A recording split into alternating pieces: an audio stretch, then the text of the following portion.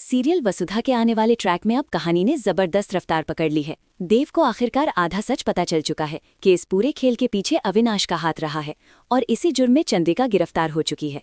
अब अपनी मासा को जेल से बचाने के लिए देव के पास एक ही रास्ता है, पूरी सच्चाई तक पहुंचना।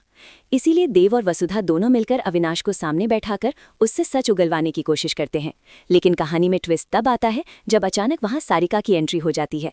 दरअसल उसे मैसेज के जरिए हुक्म मिलता है कि वो वहीं जाकर बैठे और सारी बातें सुनी, मगर उसे अंदाजा भी नहीं होता कि वही बातचीत लाइव टेलीकास्ट होकर सीधे करिश्मा तक पहुंच रही है।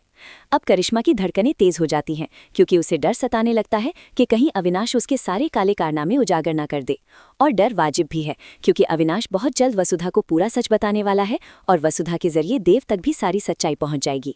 इस बार भी देव और वसुधा मिलकर न सिर्फ अविनाश को बचाएंगे बल्कि चंद्रिका को भी जेल से बाहर निकलवाने की तैयारी में है। लेकिन कहानी यही नहीं रुकती। वसुधा को अब सारिका के गले में पड़े लॉकेट पर शक होने लगता है। उसे महसूस होता है कि इस लॉकेट में कुछ तो गड़बड़ है। मौका मिलते ही रात में जब सारिका सो जाती है, वसुधा चुपके से वो लॉकेट चुरा लेती है। जांच करने पर बड़ा खुलासा होता है, उस लॉकेट के अंदर छुपा हुआ कैमरा फिट है। बस यहीं पर पूरा खेल पलट जाता है। अब देव और वसुधा सीधे करिश्मा तक पहुंचते हैं। करिश्मा की पोल खुलने वाली है और उसकी जबरदस्त धुलाई तय है।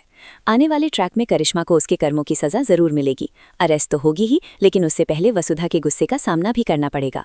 अब चंद्रिका की घर वापसी तय है, लेकिन सबसे बड़ा सवाल यही है, क्या चंद्रिका वसुधा को अपने घर की बहू के रूप में स्वीकार करेगी? फिलहाल तो उसके तेवर कुछ और ही इशारा कर रहे हैं। आपको क्या लगता है? अपनी राय कॉमेंट में जरूर बताइए और बने रहिए हमारे साथ। देखते रहिए सीरियल वसुधा, क्योंकि आने वाला ट्रैक होने वाला है जबरदस्त धमाकेदार।